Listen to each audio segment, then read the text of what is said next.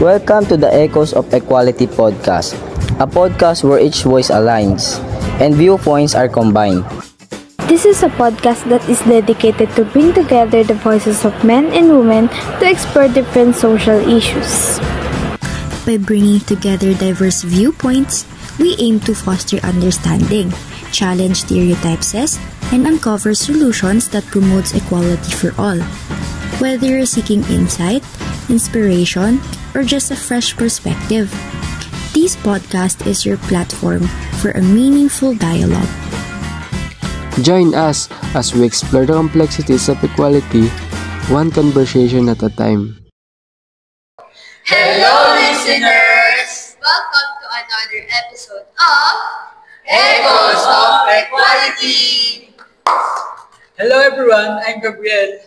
What's up, listeners? I'm Amy. Hello, I'm Ivan. So, Kunyana. What's up? I'm Eddie Boy. And I'm your host for today, Gabby. So, for usual, ang ganda ng outfit niyo. Thank you, babe. Pinili ko pa sa Yun naman. So, ngayon, another episode. So, ang gagawin na naman natin is, mapupunutan na naman tayo ng pag-uusapan natin dito sa podcast natin. So, wait. Now, should abortion be legalized in cases of rape or incest?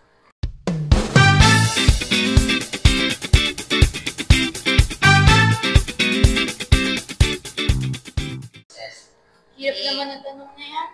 Okay. So, ganda kayo ng topic na to. So, feeling ko, magkakaroon tayo ng mini debate. Tayo. So, mini debate. So, tingin nyo, sino ang magiging agree and disagree? Okay, so bunat kayo. Sino bunat, guys? Ikaw bunat.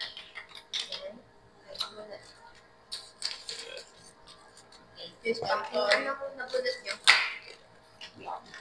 Ano nabunot nyo? My God. Agree side, yes side. Agree side na for girls and disagree side for boys. So, okay na yan. Naparedy pa naman ako pang girl. So, tama-tama nga yung outfit nyo. So, ready na ba kayo? Siyempre.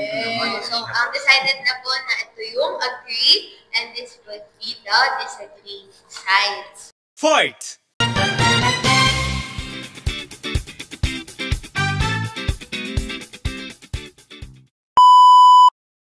The views, thoughts, and opinions expressed are the speaker's own and do not represent the views, thoughts, and opinions of the whole population of the students of Bernardo College.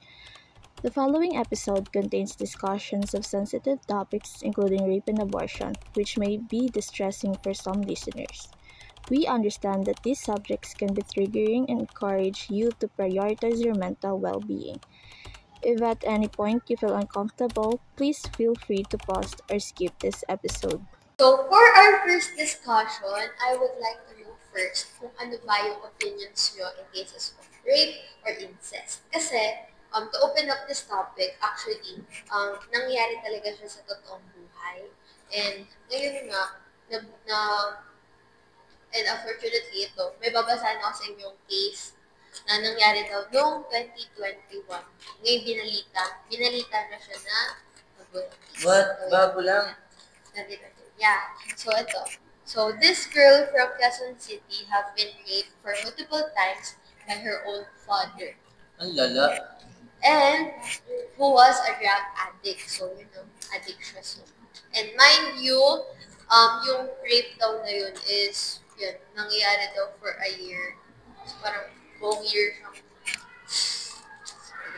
So, ngayon, according dito sa news na to, naging pregnant na siya at the age of 12. Bata niya pa para maging magulang. Tapos tatay niya pa yung nakagawa sa kanya ng ganun. Kaya nga. Pero, isa-isay ka. Okay lang. So, ngayon, I would like to know first your thought about this. Your thought about this and kung dapat bang bigyan ng chance yung babae na mag-abort Since ano kayo, diba, Disagree. side, so, bakit, disagree yung side, so bakit hindi siya ano ba yun? What's the term for that? Yung, incest? Hindi. Ba't di siya papayagan, or parang, Bakit hindi pwedeng bakit hindi pwedeng ipalaglag yung bata, and ngayon, ba't naman pwede? So, yeah.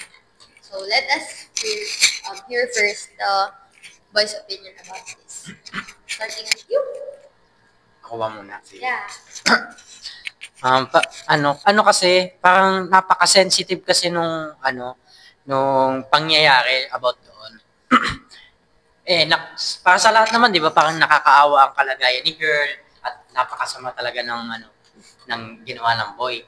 Pero when it comes abortion, parang ibang usapan na kasi ang pagdating sa Kasi may batas na kung saan pwedeng ipakulong yung lalaki pero sagot ng babae yung sa bata. Ibig sabihin nun, parang hindi niya ipapalaglag yung bata. Kasi, piruin mo, 12 years old, pero pwede pa niyang mapalaki yun. Pwede pa niyang mapalaki, nakalagay din naman sa Bible na na may mga masama ang pumatay. Or, mas maganda kung kung na lang yung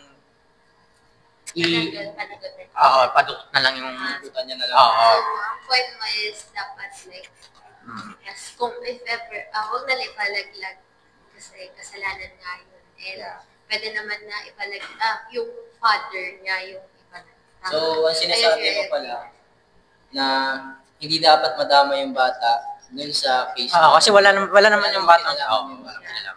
So, ikaw, sige, sunod ka na. So nga, yung sinabi ni Ivan, masyadong sensitive tong topic natin. And according kasi sa Bible na Exodus chapter 20 verse 13 na shall not murder. So sinasabi doon na wag daw papatay. So edi kung ipapalaglag mo yung bata, para ka na rin hindi na parang pumatay ka na talaga. So, yun lang. Tingin nyo ba, so di kayo agree na ipalaglag yung bata? Hindi. Naano nyo ba na parang wala naman kasing kasalanan ng bata? Yeah. Wala naman siyang kasalanan, so bakit siya ipapalaglag? Kung pwede naman siyang sabihin natin na iira niya yung baby, tapos ipaampo niya sa mga charity, mga madre, na sila naman yung mag-aalaga. Very good idea. Diba? Para sa akin naman, di talaga ipabort yung bata kasi yung bata pa nung nagdadala ng bata eh. Kumbaga parang ang daming maapektuhan sa kanya, yung mental health niya, yung physical health niya rin. Siyempre, mahirapan siya. Para sa akin, supportahan na lang din siguro yung bigyan ng suporta yung Bigyan ng suporta yung nagdadala ng bata. Yun ang para sa akin. Bagay. Kasi diba, di din biro magdala ng bata, tapos yung trauma ka. Yeah. So, ngayon, narinig natin yung opinion nila. So, what's your opinion about this? So, agree nga kami, di ba? Kasi, bilang di ba mga babae, is, may decision ng bawat tao. Binibigyan sila ng right to decision. So, bakit hindi din mabibigyan yung kahit batang babae? naturingan ng batang babae. So, hindi niya pa kaya yung sarili niya mabuhay o bumuhay ng isang tao rin. And, hindi naman tatalikuran talaga yung responsibilidad. Kasi, inaalala din naman natin yung kapakanan nung nagdadala ng bata. Siyempre, biktima siya dito. Hindi naman ibig sabihin na, ang tawag dito, papalaglag niyo yung bata, murder na. Hindi pa naman yun scientifically sinasabi natin na baby na. Hindi siya fetus. May scientific na tatawag doon parasite. Parasite pa lang yung kino-consider natin. Hindi pa siya fetus. So, hindi siya magiging murder. Katulad nga ng sinabi mo na we shall not murder. Kapag yung parasite daw, still fetus. Paano nyo nasasabing fetus? Kung hindi pa naman Tingin ko kasi may buhay na. Pero I understand naman yung sa scientific, ano yung next. Sa akin naman, Wala pang pahinga, masyadong malalim yung topic natin. Hindi ka naman, oh. Next na, serious eh. okay na. Okay na. O na. Sa akin naman, isipin nyo, 12 years old pa lang yung bata. E di, parang hindi pa siya handa maging nanay, maging ina. Siyempre, yung pagbubuntis niya ng maaga is maapektuhan yung, yung mental health niya. Tapos, kapag naman nagbuntis siya, may isip niya, di ba yung tatay niya yung nag-ano sa kanya, edi yung may isip niya yung pang-aabuso sa kanya ng tatay niya. Edi mas lalong, yung pinaka maapektuhan doon yung, ano ba yun? Hindi. Ano ba yung psychological well-being niya? Kaya dapat yung abortion, maging option siya ng mga babae, lalo na kapag galing sa ganun. Parang ganong, ano ba yun? Sa ganong pangyayari nang galing yung bata.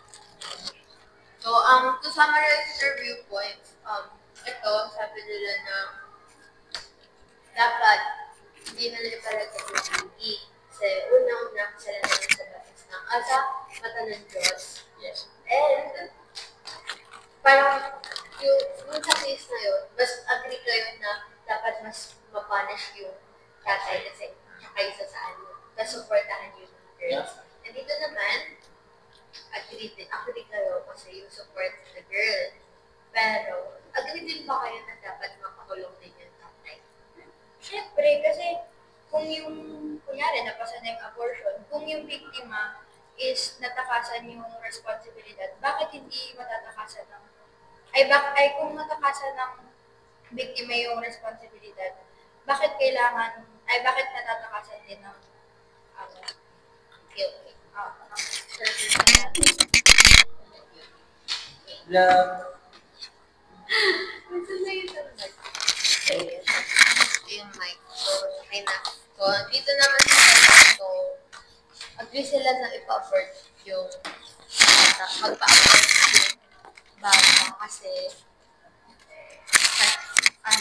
impact daw yun sa trauma, sa mental mental health. Now, next discussion na tayo.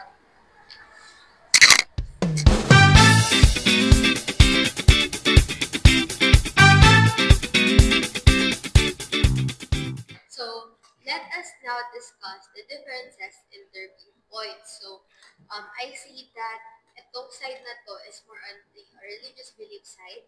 Ito naman are more on women's right? Based on sa sa isang discussion natin. Pero gusto ko mas malaman pa kung ano ba yung opinion nyo talaga about this one. This one. First, opinion nyo as a group. Like, As a group. yeah.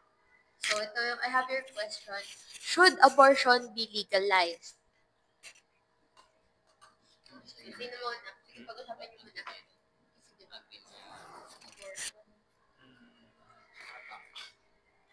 Ako muna. Kailan daw mo una? Sige. Ano yung tanong? Should Abortion be legalized? Should abortion be legalized? Para sa akin, depende kung paano kaayos yung pag-manage din sa proseso ng pag-abort. Kasi kung usapang religious belief sa buong mundo, yung pag-abort kasi parang considered siya as a sin. Ganun. How will clean my eyes? Ako na agad. Wait lang, kinakabahan ako.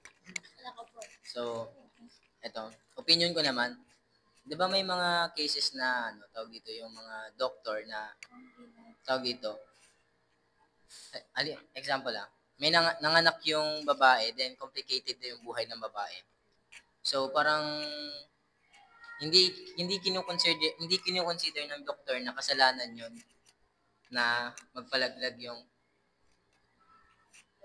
babae. So, Buhay, So, buhay, pinaprioritize ng mga doktor yung buhay ng babae.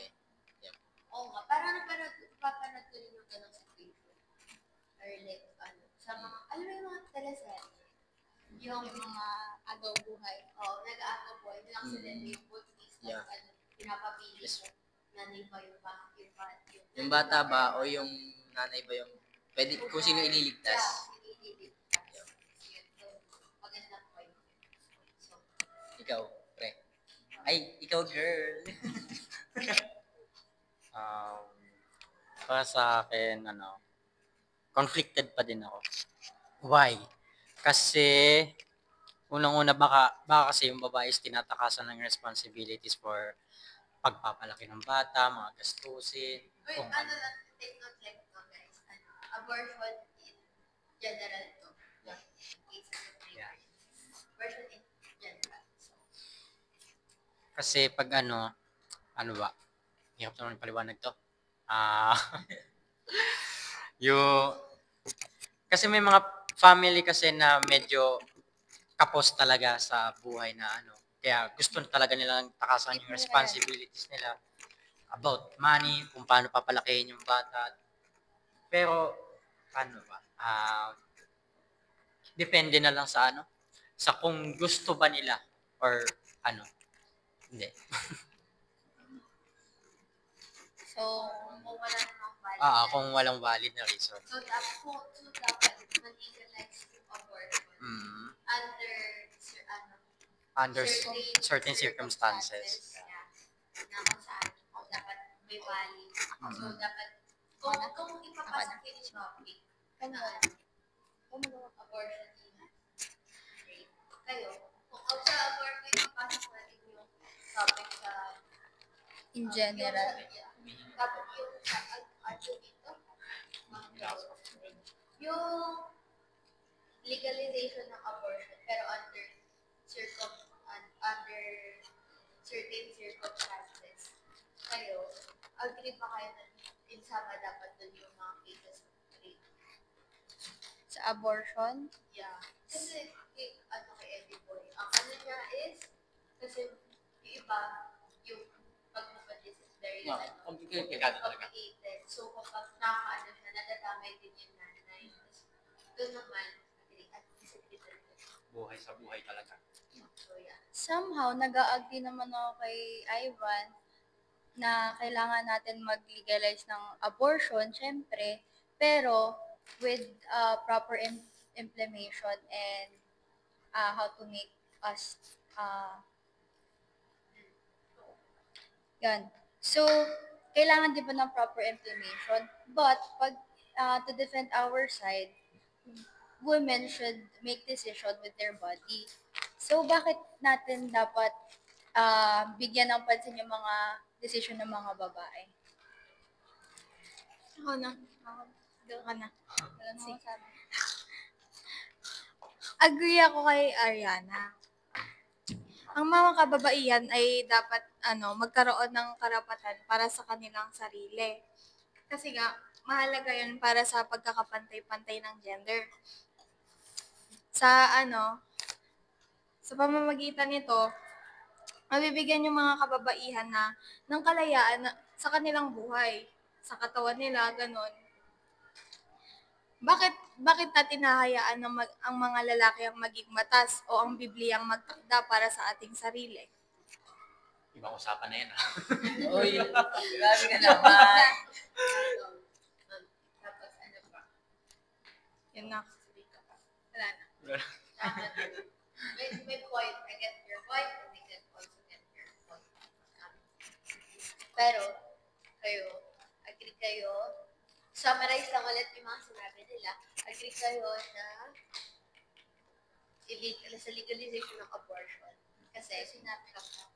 So, do you guys have anything more to say? No. Okay.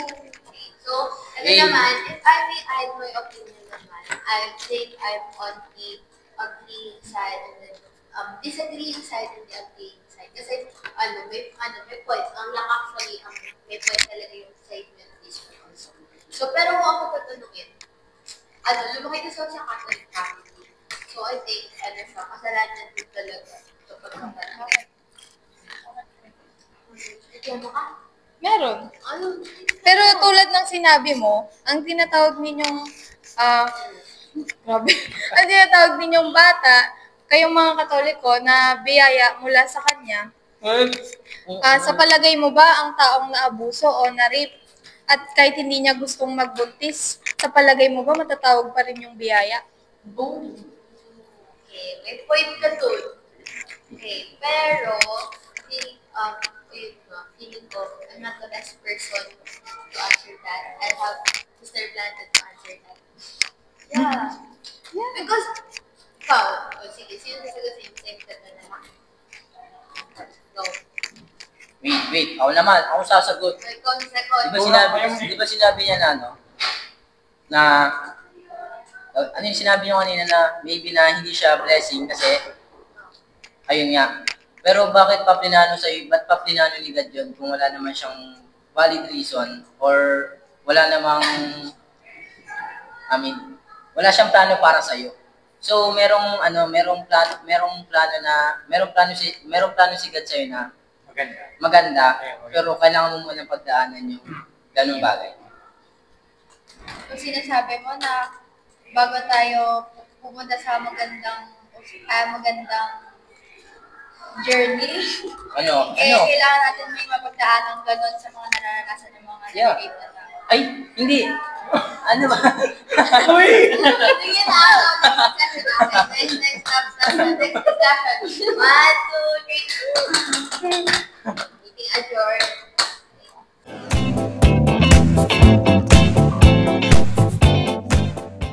So, for our next discussion, we have here another set of questions that I'm going to ask you guys, and you're going to answer them. So, ang unang question mo next for the girls, and then yung second is for the boys, and kasi kanina pa kayo daw una. So, Ladies first naman. Okay. So, ito na. Ready na kayo? Yun na. Okay.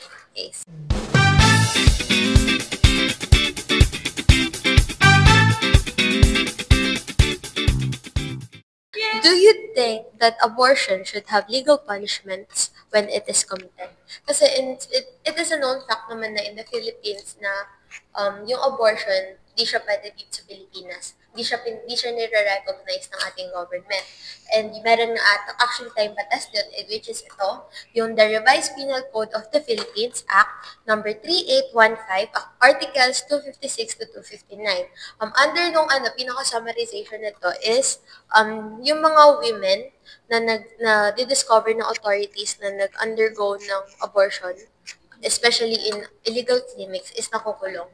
And yung minimum daw is 2, and yung maximum is 12 years. So, imagine mo, nagpa-abortion ka, and then na-discover, hindi lang ikaw yung makukulong, pati pala yung doktor mo.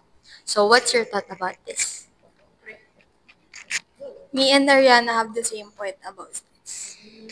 So, our side, it says that generally, agree kami na dapat may punishment yung mga tao na nagpapa-abort kahit na yes kami sa abortion. Kasi according dito sa article na if the law agrees to legalize the abortion, it is much more safer for us women to abort the fetus or the so-called parasite to a hospital for abortion, which yung Filipina naglalak sila kasi nga it is a crime and syempre mag-face tayo ng serious prison terms when it comes sa mga women na almost due na yung mga tiyan nila. Dapat talagang ma-legalize siya para Hindi na siya illegal for women. Oo, pero and magkakaroon sila ng safer option. yeah, pero matatawag sigurong murder yung isang abortion kapag yung babae na buntis is tawag dito, pina-abort niya yon when 9 months pregnant na siya, which is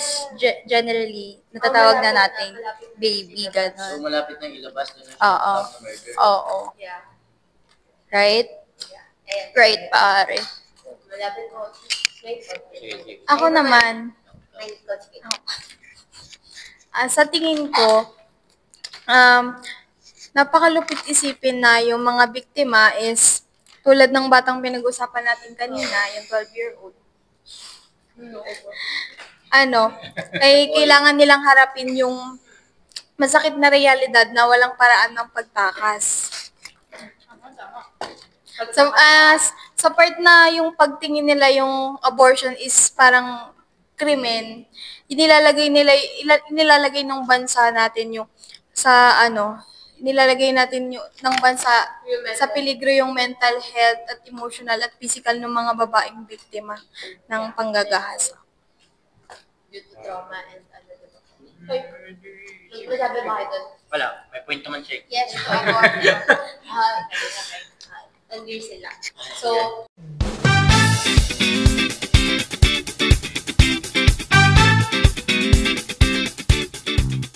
ito naman, religiously speaking, yan, religious, mga makadiyos.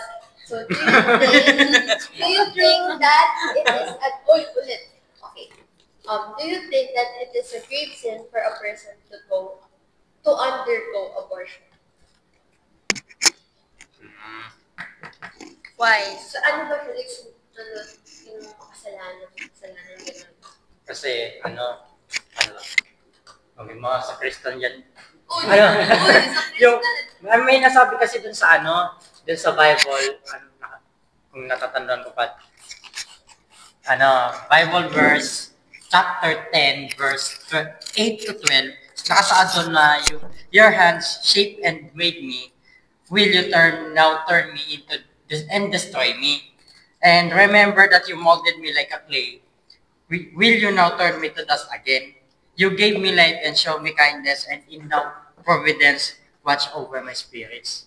Ano pa ba kayo? So parang siya, ginawa mo siya, kailangan panindigan mo. What if hindi naman siya ginusto nung victim? Kasi nga, rape yun. Paano mapapanindigan? Yung malay mo, may plano si Lord. May plano ba yung baka pagsubok ng ni Lord? Pagsubok lang yun. Hindi naman mangyayari sa kanya yun kung anong plano. Yeah. Or hindi nakatadhana sa kanya. Yeah. Hindi.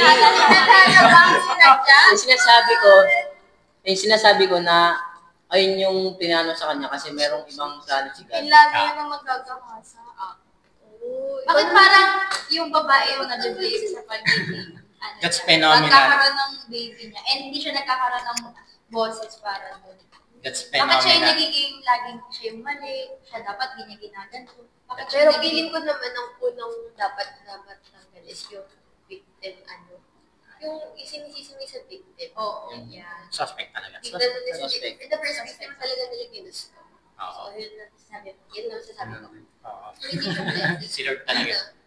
Hindi siya blessed. Siguro, depende sa viewpoint na rin ng tao. Pero siguro, if di naman na nangyari sa atin. So, May ibang bansa din na agree. diba? So, siguro masasabi may fake of pinasa execution. Ikaw naman yan. Bawasin muna. Paano ba? Bilang isang Katoliko, yung abortion sa akin, malaking siya kasalanan. Ganyan. At sa paniniwala natin Katoliko, yung Diyos ang nagbigay ng buhay sa atin, siya lang din yung may karapatan na bumawi sa buhay natin. Parang gano'n. Ikaw ba? So important. Yeah, katulad nga yung sinabi kanina ni Castillo na ba't pa kailangan humantong sa ganun? Yung buhay naman natin is, tawag dito, hiram lang din. Tsaka, wala naman sino nagmamayari kung hindi si Lord lang talaga. Tapos, pinahiram niya lang din sa atin to. Dapat hindi sayangin. Hindi sayangin. paano naman yung buhay ng victim? Mas nasayang yung buhay ng biktima kasi every time na titingin siya dun sa bata, makikita niya yung trauma, experience. Sayang rin yung opportunities na naghihintay sa kanya sa future. Pero may opportunities din naman sa future. And if may career pala siya na ang tawag dito, nag-newscaster tapos nawalan siya ng lalo din sa issue na buklo sa pwede. Ang hirap naman din May point talaga. Ang hirap Parang hindi ko alam kung ano yung sasagot ko Lahat may point. Parang lahat ng sasabihin ko, walang itatama Parang hindi nakakakuha ng nila. So yes to abortion. Nobody. No. Yes, Nobody. to our According to religious content. Yeah. according to our population.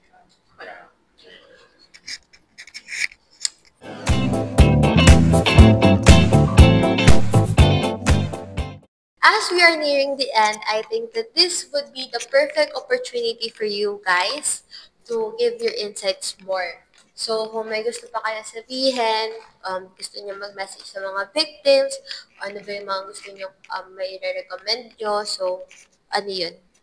Sino man ang mauna? Go, bro. Ladies Ladies first. Okay, go, go, go. To start off, on behalf of my co-hosts that are on the same side with me, I would like to commend all of us for our wonderful insights. And sa mga biktima, I would like to extend our empathy and deeply sorry. Hindi nyo kasalanan yung mga nangyari sa inyo. And always remember na maraming nakaagapay sa inyo. Kahit feeling nyo, wala na, ganun. Parang wala na kayo pag-asa. We are here. Yes, we are here. We, dito naman daw si... Yeah, Dito naman ako. Gusto siya. Gusto niyo nang kausap. Charot. And always remember that your feelings is valid and take time to heal lang. Yeah, because meron nga yung sabihan na time heal all wounds. Time is gold. Okay, go.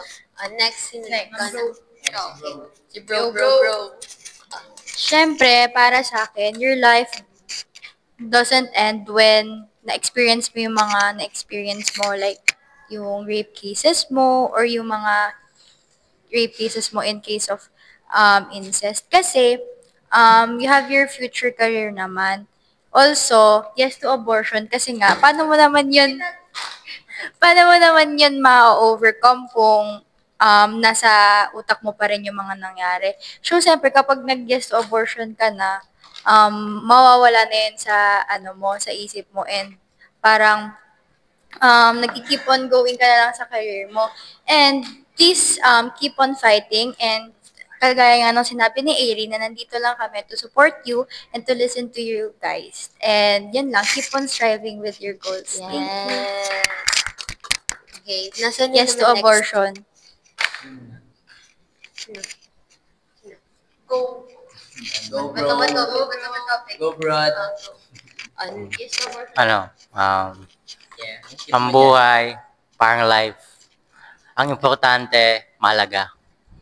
Kaya, yung masasabi ko lang is, always have faith in God. Yeah. Tiwala lang kay God.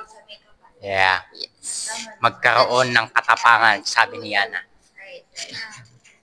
Oo naman. Sa mga nakakaranas din ng mga pagsubok sa buhay, lagi lang magtiwala sa Panginoon, ganyan. At huwag na magsisi, harapin na lang kung ano yung hinaharap, ganyan. Sa lagi walang araw, ihilom din yung mga sugat sa puso. Sa magtiwala lang kayo sa Panginoon. Ganun!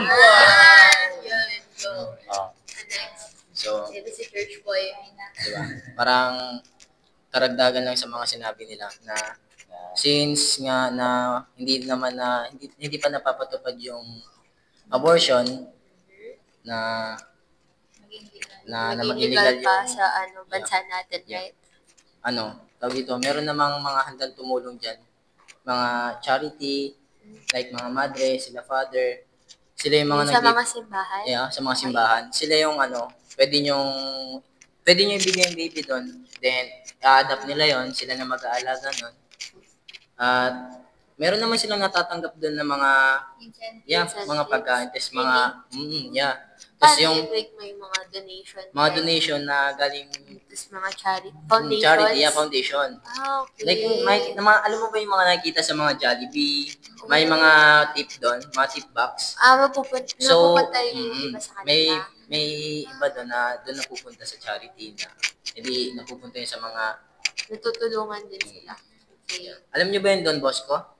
What's that? Ano siya? Siya yung mga bahay ampunan na doon sila papalakihin hanggang sa makakapag-aral sila doon sa loob tuturuan sila ng mabuting asal about kay God, tapos hanggang makapagtapos sila, makakapaghanap sila ng trabaho, saka na sila makakaalis doon.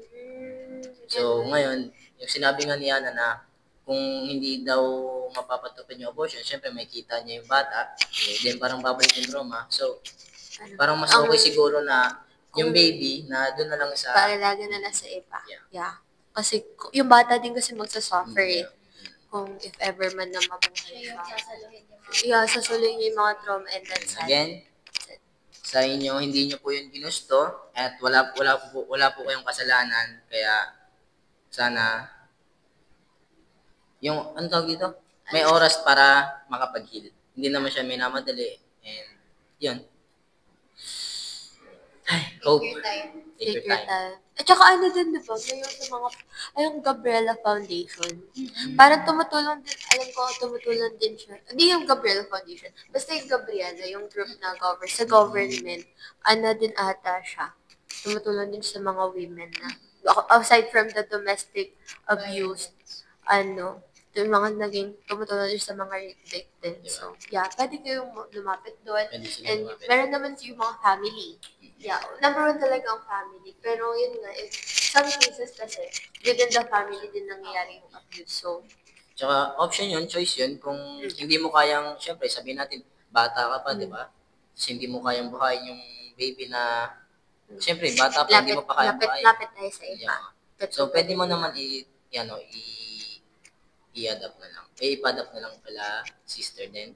Sister, okay. At least sila, masasistantuhan nila yung bata. And, magagawa nila ng paraan. Mabibigyan pa nila ng magandang buhay. Yeah. Kasi hindi na sasalo ng bata. Yeah. Tama. Okay, so meron pa kayo? Okay na, so tapos na. Yep. Okay, good job. Hey. Good job. Hey. Good job. Hey. Good job. May sama pa rin ang loob si Ivan. What? Galit pa rin. The discussion around the legalization of abortion in cases of rape or incest is crucial because it centers on protecting the rights, health, and dignity of survivors. It ensures that they have the autonomy to make decisions about their bodies while addressing the mental and physical trauma caused by such acts. Legalizing abortion in these circumstances promotes justice, equality, and compassionate care, ensuring victims are not further burdened by forced pregnancies. This dialogue helps build a more supportive and equitable society.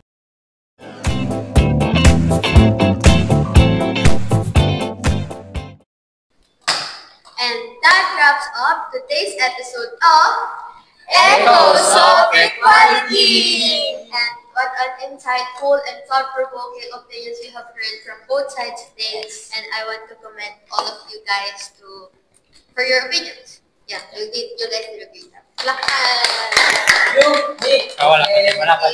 Wala pa din. So, yeah. So, ito na nga. So, natutuwa ako si girls kasi napaglaban talaga nila yung mga kababaihan and I like na yun, nakapag-empathy din sila and naiintindihan ko kasi as a girl din. So, and sa boys naman, ang galing diba nila, right? Yes. Kasi, grabe, di naman kasi biro yung, yung topic na to. And, very, din siya, sensitive. Yeah. Malalim. So, hindi din madali siguro sa inyo. Right? Yeah. Hindi din madali sa kanila na yung side nila. Pero, good job. Good job. Ayun na Blando. Good job. Okay. So, again, may sasabihin na. Pero, keep in mind that this discussion there is no right or wrong answers. Kasi, by understanding lang naman this question or this topic is necessary na sa pag-create ng more understandable and mapo-foster nito yung understanding ng bawat isa. And also, bawat isa kami, as boys and girls, na-encounter namin yung perspective ng bawat isa. So, equal lang yung pag-understand namin. Nalaman din namin yung thoughts nila and thoughts namin. Parang nag-combine pa ba? Yeah. Nag-unite yung voices natin, Reese. Yun nga, echoes. Yung echoes na opinions natin is naging equal. equal. So that's the name, Echoes of Equality. So we hope today's episode left you some food for thought and encourage na tumingin sa different perspectives na not because you're just agree ka lang ganun. Tas dapat tumitingin din tayo sa different perspectives ng iba para mas maintindihan natin kung bakit nga ba. So, yun. And so, ngayon naman, we would love to hear from you naman. So, sabi na namin yung sa amin, why don't we hear your thoughts? So, ayun, meron tayong mga social media here sa taas, somewhere up there. Saan man i-edit ng editor yan. So, yan. So, let's keep the conversation going. So, yeah, babasahin namin yan and malay mo, mapag-usapan ulit natin yan for the next episode.